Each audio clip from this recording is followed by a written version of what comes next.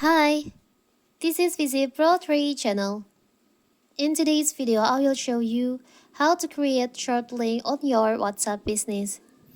Before we get started, don't forget to subscribe and turn on the notification to keep you updated about this channel. So, let's go. The WhatsApp business app enables you to share link.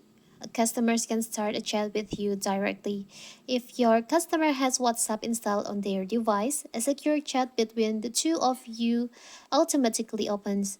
From a web browser, your customer will be sent to a web page with your business information.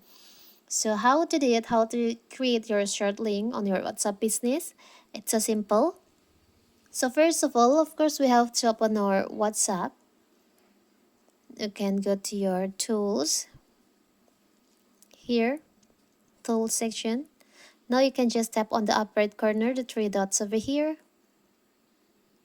Tap on short link. And here's your short links. You can also enable this toggle so your customers can edit and send a message on opening your short link. Now you can copy the link and share your link to the other platform. I will send this to this. And when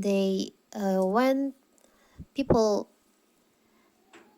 tap on your WhatsApp link, they will directly continue to the chat like this. It's so simple, right?